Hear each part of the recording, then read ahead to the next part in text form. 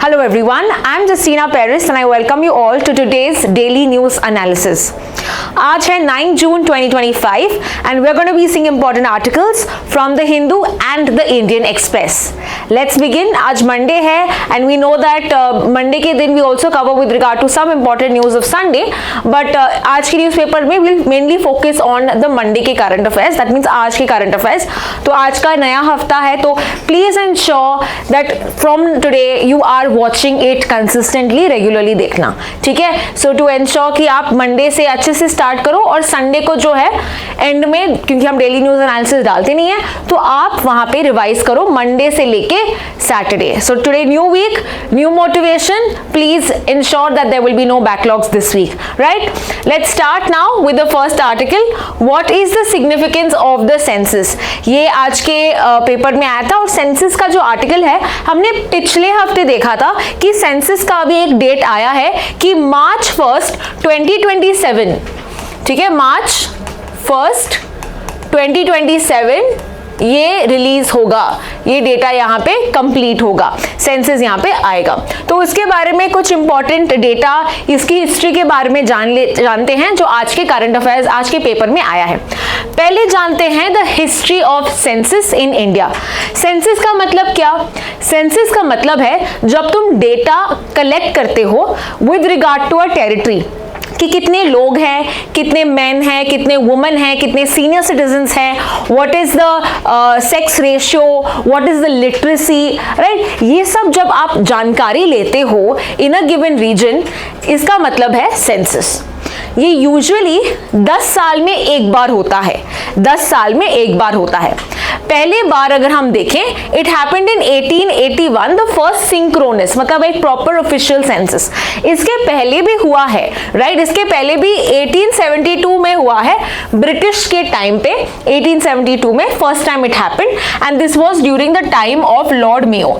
Mayo था इस time पे the you can say the viceroy, right. And 1881 में you had another viceroy called as Lord Ripon. तो एक एक बार वाइसरॉय भी पूछ सकते हैं, तो आपको यहाँ पे ध्यान देना है सेंसस किसने स्टार्ट किया था. तो इस बार एग्जाम के लिए ये इंपॉर्टेंट आर्टिकल है, ये इंपॉर्टेंट टॉपिक है. So here you have to remember Lord Mayo 1872 में एक्चुअल में फर्स्ट वाला अनऑफिशियल सेंसस कंडक्ट किया था और 1881 में लॉर्ड रिपन ने किया था. Now here you have to also tell me India में पहले वाइसरॉय कौन थे और इंडिया में लास्ट वाइसरॉय, जैसे हमने 2 वाइसरॉय यहाँ पे बताए हैं, वैसे वाइसरॉय जो लीडर रूलर हुआ करते थे इंडिया में ड्यूरिंग द ब्रिटिश टाइम, पहले और आखिरी वाले कौन थे, ये आपको कमेंट सेक्शन में बताना है. And here I will also tell you that मैं हमेशा मेरे कमेंट सेक्शन पढ़ती हूँ, so please ensure that you are writing the answers that I tell you, okay, because I am keeping an eye on who is answering, right. So let's start then. तो यहाँ पे जो पहला official census की बात करें 1881 में, कौन थे census commissioner? This was W.C. Plowden. W.C. Plowden was the British guy who was ensuring or regulating the census, supervising the census, creating the plan for census. India में अभी भी हम है, अब ये सेंसस कमिश्नर है जो है मृत्युंजय कुमार, मृत्युंजय कुमार, ठीक है. So this is the current one. Mrityunjay Kumar is the current census commissioner. कौन से मिनिस्ट्री के अंदर ये आता है? ये आता है मिनिस्ट्री ऑफ होम अफेयर्स के अंदर. मिनिस्ट्री ऑफ होम अफेयर्स के अंदर आता है ये ऑफिस, जिसका हेडक्वार्टर्स अभी है न्यू दिल्ली में. सो उस टाइम पे थे W.C. Plowden who looked after the whole census. But even before the Britishers, यानी कि medieval period में census was done. यदि idea was basically given by a medieval rulers. तो कुछ ऐसे ही census like activities, तभी हम उसको census नहीं कहते थे, but ऐसे ही हम गिनती करते थे for various. Now question is why do we do census? Census का मतलब क्या है, क्यों करना होता है? Because जब आपके पास डेटा होता है तो ही आप अलग अलग पॉलिसीज लेके आओगे. आपको पता होगा कि मान लो फॉर एग्जाम्पल यू नो कि old age population, senior citizen population ज्यादा है, तो आप यहाँ पे स्कीम्स लेके आओगे specifically for senior citizens, right. जैसे रिसेंटली हमने देखा था कि हमारा जो ओल्ड एज पॉपुलेशन है, एल्डरली पॉपुलेशन है, ये अभी बढ़ रहा है और 2047 तक 20% होगा of our the total population. तो जैसे जैसे यहाँ पे कंडीशंस अलग अलग होते जा रहे हैं, वैसे ही गवर्नमेंट की स्ट्रैटेजीज, गवर्नमेंट के पॉलिसीज और स्कीम्स बदलती रहती हैं। And that is why to get a better policies in place, to get better administration, तुमको यहाँ पे डेटा होना जरूरी है, राइट? तो हमेशा 10 सालों में डेटा होता था। So when was the last ever census conducted in India? And we all know this happened in 2011, क्योंकि ये हर 10 साल में होता है। So 1881, 91, every 10 years census was conducted. तो 2011 तक तो census was done regularly, but what happened in 2021? 2021 जब 10 साल के बाद सेंसस होना था, वो नहीं हो पाया बिकॉज ऑफ कोविड-19, because of the pandemic, the lockdown. उसके बाद भी इलेक्शन चालू हुए 2024 के लिए, and that is why this whole thing got delayed. And अभी भी हम देख रहे हैं जो कंडीशंस हैं, Pahalgam and operation Sindoor, yes agreed कि ये भी थोड़े इश्यूज आए, बट यहाँ पे उन्होंने अभी बोला है कि 2027 में हमारा सेंसस कंप्लीट होगा, राइट? ये एक रेफरेंस डेट दिया है, March 1, 2027। Now when we talk about पहले सेंसस लाइक एक्टिविटीज पहले हुआ करते थे, ये कहाँ पे मेंशन किया है? तो ये भी इंपॉर्टेंट है। एक है Kautilya's Arthashastra. So I am just going to erase this. Remember Kautilya's Arthashastra. Kautilya जो थे, किन रूलर के कोर्ट में एक इंपॉर्टेंट मिनिस्टर जैसे थे? It was Chandragupta Maurya. Chandragupta Maurya. So in the Chandragupta या मौर्य पीरियड में हम देखते हैं कि कौटिल्य, जिसका नाम दूसरा नाम है चाणक्य, ठीक है, ये एक एडवाइजर थे राजा के लिए। ही हेल्प द राजा। तो उन्होंने एक बुक भी लिखा है called as Arthashastra, which talks about administration. Earliest work that we have with regard to administration, कैसे करना चाहिए, कैसे होना चाहिए, you know, all of this is mention in Arthashastra. Akbar के टाइम पे you had Ain-e Akbari. Ain-e Akbari, now you have to tell me कि ऐने अकबरी किसने लिखा है? ऐने अकबरी, इनके जो राइटर है ये कौन है, आपको मुझे कमेंट सेक्शन में बताना है। Now coming to understand this, so what are the questions that are covered in the census? Census में पूछा जाता है what is the age, what is the sex, male female, literacy, what is the caste, कितना पढ़े लिखे हो, 12वीं graduation किया, जो भी है यहाँ पे पूछे जाता है। तुम्हारा कास्ट कौन सा है, ये भी इस बार ऐड किया है, राइट? एंड रिलीजन कौन सा है, तुम्हारा मदर टंग कौन सा है, ये सब वो क्वेश्चंस लेते हैं, right? Now Here we have to know कि जो कास्ट वाला जो डेटा है, ये 1931 लास्ट पूछा था कि आप कौन से कास्ट से बिलोंग करते हैं। 1931 was the last year, यानी कि कॉलोनियल पीरियड में, इंडिपेंडेंस के पहले 1931 में पूछा था। उसके बाद कभी भी कास्ट का डेटा नहीं लिया गया था, लिया भी था लेकिन वो डेटा डिस्क्लोज नहीं किया गया। तो officially we don't have a caste census till 1931 के बाद, we never had it, right? But this बार, यानी कि ये जो 2027 में हम देख रहे हैं, यहाँ पे कास्ट एन्यूमरेशन जरूर होगा। So how is this whole procedure of census? Let us understand. Census जो है, this is a union list subject. Now your you should know what are the list, what is this union list. हम अगर देखते हैं 7th schedule हमारे संविधान में, in the 7th schedule there is something called as 7th schedule. इसमें 3 list आते हैं, union list, state list and concurrent list, ठीक है? Union list, state list and concurrent list. तो यूनियन लिस्ट में जो भी सब्जेक्ट्स आते हैं with regard to banking, defence, finance, right, all of them come under union list. यानी कि सिर्फ पार्लियामेंट यहाँ पे लॉज बना सकता है, ठीक है? यानी कि लोकसभा और राज्यसभा यहाँ पे लॉज बना सकती हैं। इनके अलावा जब हम बोलते हैं स्टेट लिस्ट, स्टेट लिस्ट में ये जो विधानसभा होती है, right, the state legislative assembly, her states में यहाँ पे पावर होता है कि वो यहाँ पे लॉज ले आ सकती है। एंड फाइनली कॉन्करेंट लिस्ट, इसमें कौन लॉज बनाएगा? इसमें दोनों बना सकती है, यानी कि पार्लियामेंट भी बना सकती है, विधानसभा या स्टेट लेजिस्लेटिव असेंबली भी बना सकती है, यानी कि स्टेट के पास भी पावर होता है। So with regard to state के बारे में अगर हम देखें, so we can talk about health as a state subject, law and order, police is a state subject. Whereas concurrent list में कौन से सब्जेक्ट्स आएंगे, जैसे कि एजुकेशन, ट्रेड, राइट, ये दोनों यहाँ पे लॉज बना सकती है। So if you talk about census, ये पूरे इंडिया में एक ऑपरेशन है, तो एनीवे वी अंडरस्टैंड, इसीलिए ये यूनियन लिस्ट में होगा, बिकॉज ये ऑल इंडिया एक्सरसाइज है, राइट।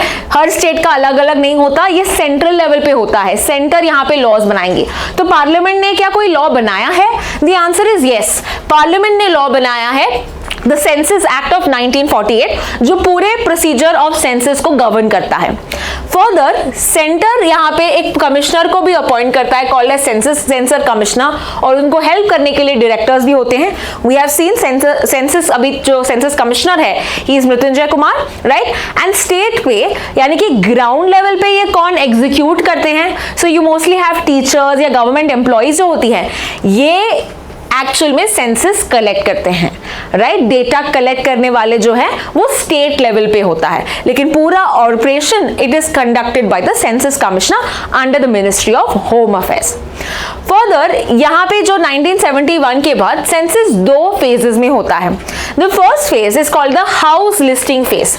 तो यहाँ पे तुम घर के बारे में जानकारी लेते हो कि घर में कितने टॉयलेट्स हैं, अमेनिटीज क्या है, कितने व्हीकल्स हैं, okay, kitchen, fuel, water, house type, rent है या खुद का है, ये सब डेटा लेता है विच सेंसेस द हाउस लिस्टिंग, मतलब घर के चीजों के कारण, चीजों की वजह से, this is basically the major outcome.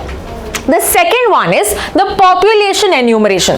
यहाँ पे individual level, individual details collect करता है, जैसे कि तुम्हारी कितनी पढ़ाई हुई, तुम क्या नौकरी करते हो, तुम्हारा एज क्या है, what is your religion, what is your gender, all of this they ask in the population. तो ये दो लेवल्स में हमको डेटा मिलता है, दो फेजेस में हमको डेटा मिलता है।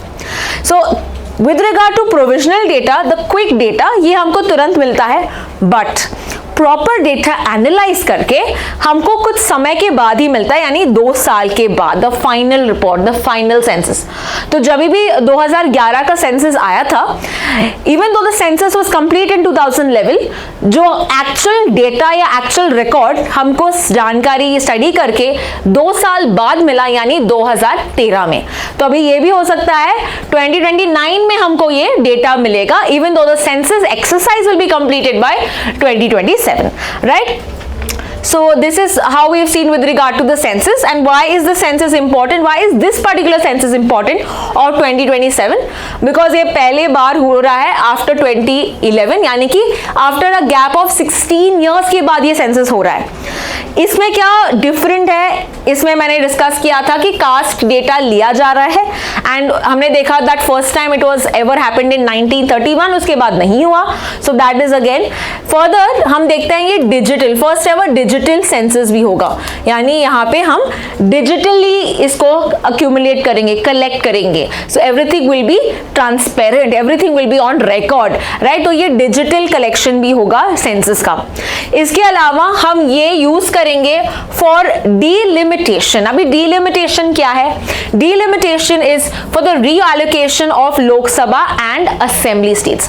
फॉर एग्जांपल यहाँ पे we are going to ensure कि कितना पॉपुलेशन होगा, right, depending on the population हम देखते हैं उतने सीट्स यहाँ पे अवेलेबल होते हैं, उतने सीट्स यहाँ पे लोकसभा में या अगर हमारी विधानसभा में उतने ही सीट्स होते हैं। तो मान लो किसी स्टेट का पॉपुलेशन ज्यादा है, वहां से we'll see that more number of Lok Sabha seats या असेंबली सीट्स आएंगे। सो ये जो है ये डेटा तभी रेडी होगा जब हमारे पास पता चलेगा कि कितना पॉपुलेशन है। we'll know number of seats that will be there only when you know the population, right? so ये इसके लिए भी important aspect होगा, politically भी यहाँ पे हम देख रहे हैं इसका यूज क्या है। and thirdly we are going to be seeing it for the reservation of women। तो हमको पता है ये आपके एग्जाम में आया था, पिछले एग्जाम में क्लैट 2025 में, okay. So if you gone through the paper you know this कि 106 अमेंडमेंट आया था, 106 कॉन्स्टिट्यूशन अमेंडमेंट एक्ट कब आया था? 2023 में, ठीक है। It is commonly called as Nari Vandan अधिनियम, राइट। सो ये जो है रिजर्वेशन ऑफ विमेन के लिए है, यानी कि कितना 33% रिजर्वेशन होना चाहिए in Lok Sabha and legislative assembly. State legislative assembly में कितना 33% रिजर्वेशन होना चाहिए। सो यहाँ पे जो नारी वंदन अधिनियम है, so this was to ensure कि विमेन ज्यादा यहाँ पे पार्टिसिपेट करें इन द पॉलिटिकल अरेना, क्योंकि अभी हम देखते हैं we totally have 543 members in the Lok Sabha, but इसमें से केवल 74 are women, only 74 are women. तो अभी हम चाहते हैं कि 33%, नॉट इवन 50%, एटलीस्ट 33% यहाँ पे वुमेन हो, और ये लागू होगा कब से? when we have the census data ready, कि हमको पता होगा कितना women है and everything, census complete होगा, उसके बाद ही census के बाद जो next election होगा उसमें, यानी कि next election कब होगा? अभी we know 2024 में election हुआ था, तो 5 years के बाद government बदलती है, so 2029 में ये जो रिजर्वेशन ऑफ वुमेन है लागू होगा। सो इसीलिए this again is an important data for us with regard to census, right. Let's now proceed to the next article. अगला आर्टिकल द हिंदू का है, which talks about how is India planning to localize EV manufacturing. Now why are we studying this data? Why are we studying this? Let's understand. तो recently जो EV manufacturing के लिए ministry है, which is that ministry, हमेशा याद रखना electric vehicles के लिए you have the Ministry of Heavy Industries. Ministry of Heavy Industries. Now you are going to tell me कौन है इसका मिनिस्टर का नाम बताओ। Who is the Minister of Heavy Industries? तो Ministry of Heavy Industries looks after EV, that is electric vehicles। तो अभी recently इन्होंने एक गाइडलाइन दिया था। गाइडलाइंस क्या है with regard to manufacturing of EVs? क्या क्या उसमें लिखा है I am going to just tell you, but you don't have to mug this up, ठीक है। तो मैं आपको बस बता रही हूँ कि क्या रीसेंट नोटिफिकेशन थे ना। यहाँ पे बोला था कि जो कस्टम ड्यूटीज है, मान लो कि तुम इलेक्ट्रिक व्हीकल लेके आ रहे हो इंडिया में, ठीक है, तो वहां पे कस्टम ड्यूटीज बहुत ही कम की थी। So before it was 70%, right, now it is basically 15%। इतना तुम्हारा कस्टम ड्यूटी लागू होता है on built in electric four wheeler. But ये उन्हीं व्हीकल्स के लिए होगा जो यहाँ पे 35,000 से ज्यादा हैं एंड जो 5 साल के पीरियड से ज्यादा है। So this was a you can से कंडीशन दैट वाज प्लेस कि जो व्हीकल्स हैं $35,000 से ज्यादा होना चाहिए, तो ही आपको यहाँ पे एग्जेम्पशन मिलता है। नेक्स्ट थिंग, ये जो मैन्युफैक्चर है इनको भी इन्वेस्ट करना चाहिए अबाउट 4,000 करोड़ रुपए। So that was another you can say a provision that was there. इसके अलावा डोमेस्टिक वैल्यू एडिशन, यानी कि 25% ऑफ द मैन्युफैक्चरिंग जो है ये इंडिया में होना चाहिए इन 3 years and 50% of the manufacturing should be happening in India in the next 5 years। तो यहाँ पे एक प्लान दिया है कि ज्यादा से ज्यादा तुम इंडिया पे ही मैन्युफैक्चर करो, ना कि केवल रिलाई करो बाहर वाले इलेक्ट्रिक व्हीकल से। फर्दर इंपोर्ट पे भी कैप लगाया, यानी कि तुम कितने व्हीकल्स इंपोर्ट कर सकते हो, केवल 8,000 vehicles, okay, 8,000 vehicles per year at a reduce data. ये आपका इंपोर्ट कैप भी है विद रिगार्ड टू दिस। कितना, यानी कि 15% जो लागू कर रहे हैं हम, it is only for 8,000 vehicles. इससे ज्यादा यू हैव टू पे the full tariff. Further duty foregone cap, यानी कि 6,000 करोड़ से ज्यादा इनके लिए हम देख रहे हैं कि ड्यूटीज कम की गई है। सो इतना हमारा वैल्यूएशन कम किया है हमने with regard to the EV. Now again as I said, don't remember this. So इससे आपको क्या पता चल रहा है? इससे पता चल रहा है कि government is very serious about electric vehicles.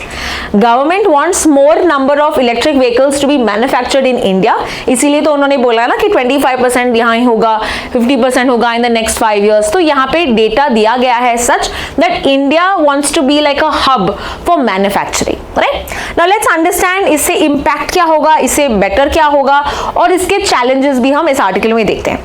Now why is this important for us is also because India जो है is third in the sector of electric vehicles, specially with regard to the passenger vehicles, हमारा जो market है it is third for electric vehicles. First two कौन है?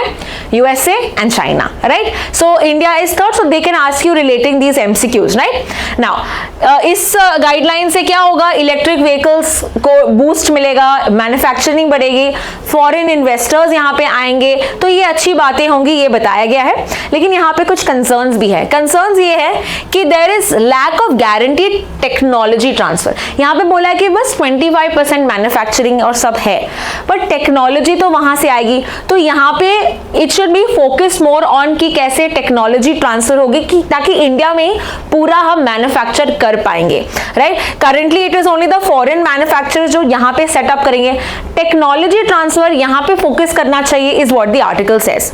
अभी क्या है? India is becoming more of N assembly hub.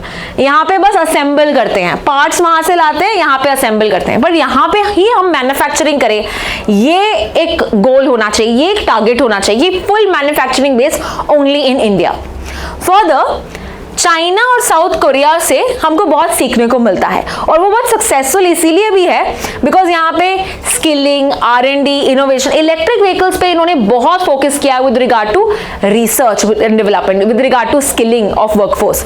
तो यहाँ पे वो करना चाहिए. यहाँ पे भी गवर्नमेंट को एजुकेशन में यहाँ पे बूस्ट करना चाहिए ताकि यहाँ पे ऐसे जॉब्स हो that we can utilise, right? Further, China accounts for 70% of the global electric vehicle manufacturing in 2024. मतलब China is leading in this sector, और ये हमारे लिए एक कॉम्पिटिशन भी है. Now coming to understand, इसमें इंडिया की कंपनीज का क्या कहना है? इंडिया की कंपनीज लाइक टाटा मोटर्स ने अपोज किया है टेस्ला के ड्यूटी रिडक्शन में. मतलब आपको अपने बोला है ना कि 15% हम लेके आएंगे with regard to the duties, तो बोला है कि यार ये तो कम किया है, जिसके कारण अभी इन्वेस्टर कॉन्फिडेंस कम होगा. यहाँ पे ऑब्वियसली ये फॉरेन इन्वेस्टर्स या फॉरेन कंपनीज यहाँ पे बेनिफिट करेंगी, फॉरेन मैन्युफैक्चरर्स बेनिफिट करेंगी, लेकिन हमारा क्या जो यहाँ पे ही खुद बनाते हैं EVs, right? So that is a problem for us. Further, IEA क्या है? International Energy Agency. Where is the headquarters of International Energy Agency? Can you tell me? We've done this before. International Energy Agency, important organizations में हमने किया है ये. तो इसमें हम देखते हैं कि जो locally अगर हम देखते हैं, which are the two companies that are doing very well in EVs? It is Tata's and Mahindras. तो यहाँ पे 80% of the domestic electric vehicles यहाँ पे लेते हैं, एंड चाइना के इंपोर्ट्स इंडिया में इनफैक्ट कम हुए. इवन दो 70% इनका ग्लोबल मार्केट है, इंडिया में ये कम है बिकॉज ऑफ इंडिया बहुत ज्यादा टैक्सेस लगाती है चाइना के इंपोर्ट्स पे, राइट? एंड इंडिया के पास ऐसे ऑल्टरनेटिव्स भी है that we don't have to rely on Tesla और Chinese goods, right? We have Tatas and Mahindras that are mainly having a good, and of course दूसरे कंपनीज भी है जहां पे ईवीज बनाते हैं. We also see MG Hector India में यहाँ पे बहुत फेमस है with regard to the electric vehicles. So experts argue की जो करंट पॉलिसी है ये ज्यादा कैपिटल ड्रिवन है, foreign capital driven, foreign markets को खुश करने के लिए है, whereas it gives very little scope for the Indian manufacturers is what this particular article says. तो हमने यहाँ पे देखा है with regard to the concerns of the EV industry, India's rank in this, और यहाँ पे क्या domestic problems हैं, that is we've seen. Let's proceed to the next article, which is India ने अपना first ever gene edited sheep बनाया है श्रीनगर के लैब में. तो पूरा आर्टिकल देखते हैं. In fact this is 6 month old news, but ये डेटा यहाँ पे कंफर्म नहीं किया था because they were waiting for it to the sheep to grow little big, है ना? तो अभी 6 महीने का हो गया है, ये अब हमारा शीप है. सो उसके बाद ही इन्होंने डेटा अभी कंफर्म किया है. So let's understand everything about this. तो ये first ever gene edited sheep है. Now we have also seen what is the meaning of gene edited. Gene edited is not the same as cloning, ठीक है? ये पहले याद रखना. Cloning का मतलब क्या है? Cloning is when you take one cell and you multiply. Clone मतलब एग्जैक्ट उसका copy. Clone is an exact copy, ठीक है? So the first ever clone that we find is also a sheep mammal which was a sheep and that was called as Dolly, ठीक है? तो ये अलग है, ये वर्ल्ड वाला है, ये अलग है. Whereas if we come to gene edited, यहाँ पे इसका मतलब क्या है, यहाँ पे मान लो कि we have also seen the article gene edited babies recently, right. तो यहाँ पे कोई शीप है या कोई एनिमल है से ABC, इसके यहाँ पे एक फॉल्टी जीन है, ठीक है, फॉल्टी जीन है, तो इसको हटाया गया है, that is called as gene editing. हटाया किया है, रिप्लेस किया है, मॉडिफाई किया है, इसको बोलते हैं जीन एडिटिंग। हम इसको बेटर करने के लिए भी करते हैं। मान लो कि कोई शीप है जो बहुत कम वुल देती है, राइट, बहुत कम उनका वुल है, अभी इंक्रीज वुल करने के लिए हमने इनको एक जीन ऐड किया है, या प्रॉब्ली एक जीन है जो इनहिबिट कम करता है प्रोडक्शन ऑफ वुल, तो वो जीन हमने हटाया है, that is called as gene editing when you are modifying the genes of that species. तो एक्चुअल में यहाँ पे कोई मल्टीप्लाई नहीं करते हैं, ऐसा कुछ नहीं, बस हम जीन के साथ थोड़ा निकालते हैं या ऐड करते हैं या रिप्लेस करते हैं। तो ये किया है एक शीप में, और कौन सा है ब्रीड उसका, the breed of the sheep is Kashmir merino. और ये कहाँ पे किया है, this was done in Sher-e Kashmir university of agricultural science and technology. देखिए ये श्रीनगर में है। It was led by professor Riyaz Ahmad Shah, ठीक है, ये इन्होंने ये किया था। And remember he was also part of another important aspect which is called the world's first buffalo cloning. तो बफेलो का यहाँ पे क्लोनिंग की बात कर रहे हैं, यानी कि कॉपी बना रहे हैं। तो ये NDRI यानी कि नेशनल डेयरी रिसर्च इंस्टीट्यूट, जो जिनका हेडक्वार्टर्स है Karnal which is in Haryana, Karnal in Haryana, ठीक है। नाउ फर्दर ये जो लेबोरेटरी है, ये जो लेबोरेटरी है कॉल्ड एज स्क्वाट्स, राइट, ये जो है ये इन्होंने नूरी भी बनाई थी which is the first pashmina goat clone. The buffalo clone भी हुआ है, गोट का क्लोनिंग भी हुआ है, and that is why this was in the news back there in 2012. Now coming back to understand what was this project of the first gene edited sheep which is Kashmir Merino. तो ये project start हुआ था 2020 में। It is said कि 3 बार fail attempt के बाद यहाँ पे सक्सेसफुल हुआ है। एंड यहाँ पे जो जीन एडिटिंग के लिए कौन सी टेक्नोलॉजी अपनाई गई थी, that was CRISPR-Cas9 gene editing tool. Okay, CRISPR-Cas9 क्या है, we have also seen this recently, very recently हमने ये देखा था। CRISPR-Cas9 में हम यूज करते हैं CRISPR, okay, which is clustered palindromic repeats, right, short repeat, clustered short palindromic repeats. So इसमें क्या होता है, you are cutting the fragment that is not required. मान लो ये जीन है, ठीक है, तुम ये वाला पार्ट अगर तुमको नहीं चाहिए तो तुम इसको हटाते हो, ओके, और कैसे हटाते हो, कैसे कट करते हो, ये Cas9 की वजह से, राइट, ये Cas9 की वजह से तुम मॉलिक्यूलर सिजर्स बोलते हैं इसको, ये इसको कट करते हैं। एंड कुछ अगर हम ऐड करना चाहते हैं जो जीन तुमको चाहिए, so that is called as CRISPR-Cas9. You take the gene, you don't want a part of it, you remove it and you add the one that you want. That is CRISPR-Cas9 technology. Now this was a Nobel winning technology and I've already discussed कि किसको मिला है. So please can you write who is the 2 women that were responsible for the CRISPR-Cas9 technology जिनको Nobel Prize भी मिला है 2020 में. Right? We've already discussed this. Write the name of the Nobel Prize winners in the comment section. Further, ये कौन से gene को target किया, Cas9 ने किस जीन को काटा, this is called as the myostatin gene. तो एक नेगेटिव ग्रोथ रेगुलेटर, यानी कि ये क्या करता है, ये ग्रो होने से कम करता है, इट इनहिबिट्स द ग्रोथ, जिसके कारण यहाँ पे मसल ग्रो नहीं होता। तो जब इन्होंने इसको कैंसिल किया, now the muscle mass will increase by 30%, the muscle mass will increase by 30%. तो इससे क्या कर रहे हैं हम, इस sheep का क्या चेंज किया हमने, sheep का हमने चेंज किया, that now the sheep will be more meaty, right, the more mass production that is going to be there for the sheep.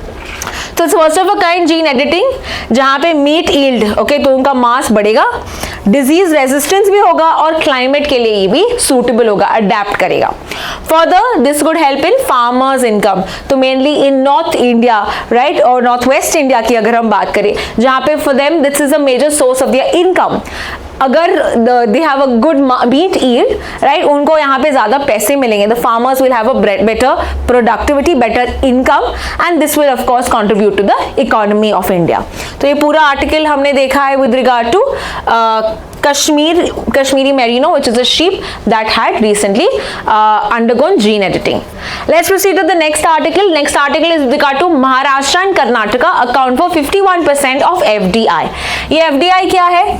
FDI is foreign direct investment. Foreign direct investment. Now, what do you mean by a foreign direct investment? And which is the country जो सबसे ज़्यादा हमको FDI देती है? So, let's say country A, ठीक है? country A में कोई इंडिविजुअल है या कोई कंपनी है, ठीक है? ये इन्वेस्ट करना चाहती है डॉलर्स, रुपीस, जो भी है, ठीक है, पाउंड्स, इन अनदर कंपनी और एनी अदर बिजनेस एसेट. जब भी कोई इन्वेस्ट करना चाहता है इन अ कंपनी और अ बिजनेस एसेट, इसको बोलते हैं foreign direct investment. Okay, so it could be an individual और it could be a company investing in another country, that is FDI. तो सबसे ज्यादा हमको कौन देता है एफडीआई? It is Singapore. ठीक है, up till now 7th time तक हम देखते हैं Singapore. Of course some months कम होता है, ज्यादा होता है, बट एवरेज की बात करें Singapore has always been a good source of FDI for India. And ये कौन से स्टेट में सबसे ज्यादा, अगर ऐसा पूछते हैं तो इंडिया में याद रखना it is Maharashtra and Karnataka, जो 51% एफडीआई होता है. इनके अलावा we also have Delhi, Gujarat, Tamil Nadu, Haryana, Telangana. ये दूसरे स्टेट्स हैं जो यहाँ पे फॉरेन इन्फ्लोज ज्यादा है. तो ये पूरा हम देखते हैं. Basically it's of facts that you need to know where do we get FDI and which are the states that have it. अगला आर्टिकल है with regard to Axiom 4 mission. ये भी हमने 2-3 बार किया है पिछले हफ्ते, but nonetheless if there is any new student this one is for you. Axiom 4 mission ये एक प्राइवेट स्पेस मिशन है. प्राइवेट यानी कि it's not any in government agency जिसको ये चला रही है. ये प्राइवेट मिशन है ताकि एस्ट्रोनॉट्स को वो लेके जाए towards where, towards the international space station. International space station. अब ये क्या है international space station? International space station is mentioned in the low earth orbit. Okay, it is present in the low earth orbit और ये बहुत तेजी से घूमता है. एक मान लो कि एक लेबोरेटरी है जो अर्थ के बाहर है, जो एक्सपेरिमेंट्स कंडक्ट करती है. Laboratory that is outside India performing experiments. So ये जो है एवरी 90 मिनट्स एक चक्कर लगाती है अर्थ का. So it is very fast, about 28,000 kilometre per hour पे इतना तेजी से ये घूमती है. तो यहाँ पे हमारे एक इंडियन एस्ट्रोनॉट जाने वाले हैं एंड यहाँ पे आप देख सकते हैं ही इज शुभांशु शुक्ला. ठीक है, तो शुभांशु शुक्ला जाएंगे और ये मिशन कब होगा?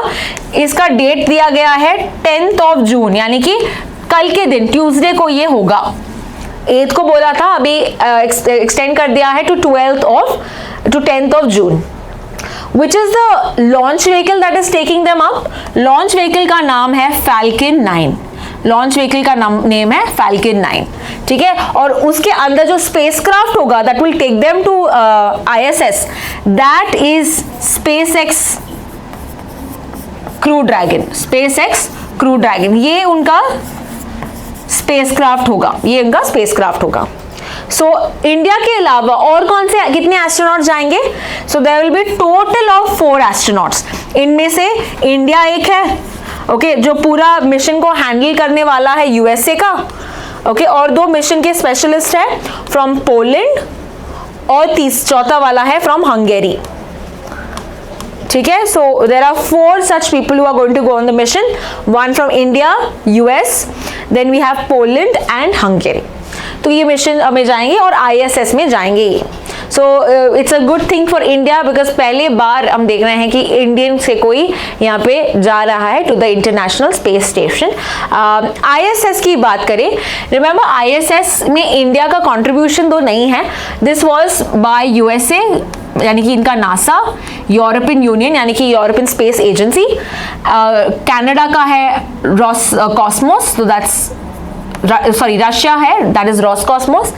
कनाडा का है Canadian space agency and finally Japan का है JAXA. तो ऐसे 5 यहाँ पे कोलैबोरेटर्स हैं to the ISS. India is not part of it. जो पार्ट है ISS का, जिनका ओनरशिप है, that is USA, European Union, Russia, Canada and Japan.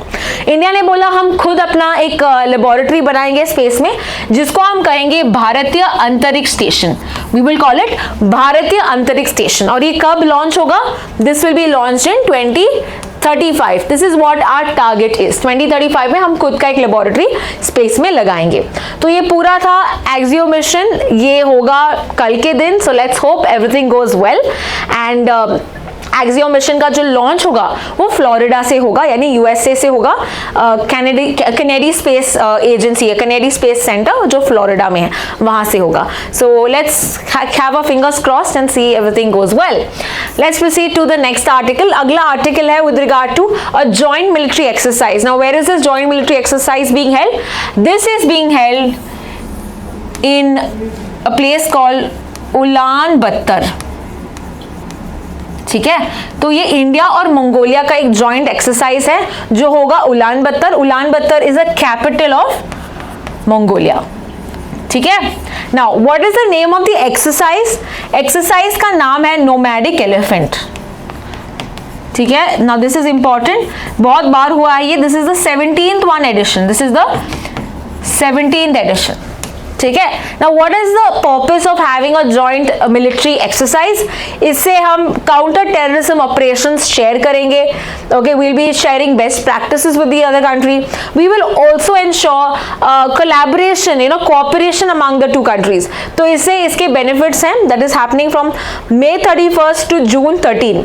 ठीक है, ये होगा इसका डेट्स. हाउएवर फॉर अस ये क्यों इंपॉर्टेंट है?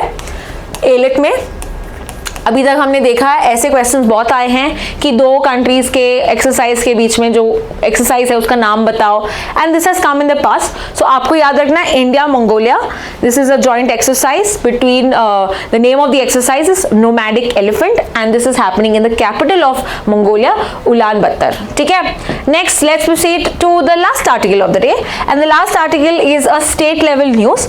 स्टेट लेवल न्यूज भी अगर आपने देखा होगा, सैंपल पेपर, लास्ट ईयर का सैंपल पेपर में क्वेश्चन आया था कि लाड़की बहन ये जो इनिशिएटिव है ये कौन से स्टेट का है.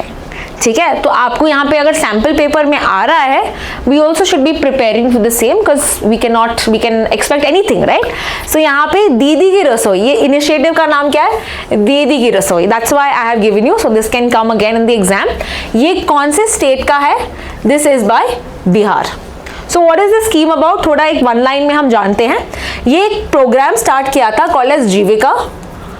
ठीक है, जीविका स्टार्टेड इन अबाउट 2023 में स्टार्ट किया था by the Bihar government. Okay, now this Jeevika was mainly for what? This Jeevika actually 2018 में दिया है. ठीक है, 2018 याद रखना. ठीक है, ऑल्दो पूछेंगे नहीं, but anyway it's better to give the right data. So Jeevika was for women empowerment, women empowerment के लिए है. ओके, तो जीविका के अंदर एक स्कीम है दीदी की रसोई, एंड इसमें वो क्या करना चाहते हैं? They are giving employment, rural employment to women. Okay, तो गांव के जो महिलाएं हैं they will start cooking for home, for patients. तो हाई क्वालिटी अच्छा खाना पेशेंट्स को भी मिलेगा और बाकी के जनों को भी ये मिलेगा. सो यहाँ पे कैंटीन्स बनाएंगे. Okay, so there will be canteens all over the state and this will provide good food to the hospitals, good food to the general public. तो ये एक अच्छा सा इनिशिएटिव है कॉल्ड एज दीदी की Rasoi, using women only, women led initiative है to help women to get additional income and of course empowerment. So this is the whole article with regard to 9th June 2025. Don't forget to watch the next video जहां पे मैं 20 questions discuss करूंगी आज के current affairs से. Thank you so much for watching.